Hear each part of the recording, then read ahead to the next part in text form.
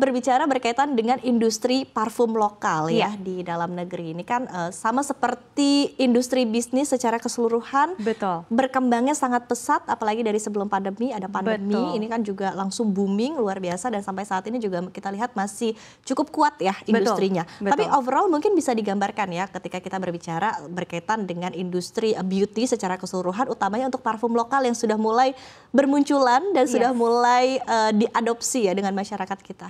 Oke, jadi mungkin kalau kita, I'm sure semua orang tahu bahwa 5 tahun yang lalu parfum itu masih dependent banget ke parfum import, bukan parfum lokal ya. Jadi kayak masih ada bias terhadap parfum import, parfum designer, tapi dalam 5 tahun ini dengan adanya COVID, dengan perkembangannya social media, itu parfum lokal jadi benar-benar berkembang sih. Jadi kayak interest terhadap parfum lokal itu naik banget. And then market lokal juga sekarang udah mau mulai explore. Yang tadinya mungkin meragukan kayak kualitas parfum lokal, sekarang kayak udah ada trust-nya, udah ada belief bahwa parfum lokal itu bisa compete dengan parfum designer. Oke, nah ini apakah sebetulnya tren yang mengikuti overall beauty industry di tanah air kita? Karena kalau kita berbicara kan ini dimulai dari hal kecil dulu ya. Pertama tuh kalau kita ingat tuh ada brand lipstick dulu yang keluar, kemudian diikuti oleh brand untuk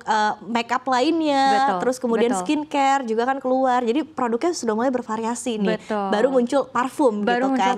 Nah ini emang overall trennya memang sudah terbangun ya dari artinya beauty industry yang sudah mulai pakem nih di tanah air. Mungkin kalau bisa dibilang kan makeup skincare itu necessity ya, kayak semua orang, semua perempuan, bahkan sekarang laki-laki juga pakai skincare, pakai face wash dan lain-lain. Jadi mulai kebentuknya itu dari situ. Jadi kayak orang pertama mulai switch dari branded skincare sama makeup, mulai switch ke lokal. Nah dari situ baru mulailah parfum lokal gitu. Jadi ada mereka yang mulai ngebentuk pasarnya dulu, and then dibantu juga dengan adanya beauty influencer yang benar-benar ngebantu nge-convey ke market mereka bahwa kualitas produk-produk lokal itu juga bagus gitu loh, dan harganya itu kompetitif banget kan. Jadi kayak why not switch dari import ke lokal gitu. Oke, nah kalau kita berbicara tadi kan kalau misalnya produk make up, produk skincare itu kan boomingnya pada saat pandemi ya, ketika semua orang di rumah aja mungkin bingung ngapain, akhirnya udah mulai ekspor coba-coba latar make up atau coba-coba skincare gitu. Nah tapi ketika kita mulai balik lagi sekarang mungkin kondisinya sedikit challenging ya, karena pemainnya semakin banyak. Betul. Kemudian jadi red ocean banget gitu. Nah ini dirasakan gak sih oleh industri parfum? Udah mulai dirasakan karena mungkin semua orang kan pasti ngelihat bahwa peluangnya di perfume market itu lumayan besar ya, kayak interest dari market lokalnya juga sekarang gede banget, switch dari branded ke lokalnya itu juga gede banget.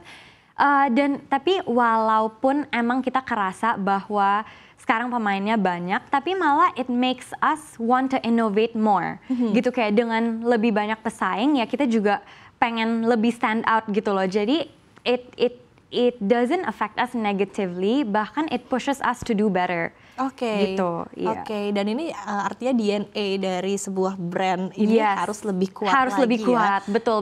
Jadi kita pengen our brand itu semakin di-recognize oleh our market gitu loh. Kayak walaupun mau ada 1000 brand, ya udah I know this is a Mykonos perfume gitu.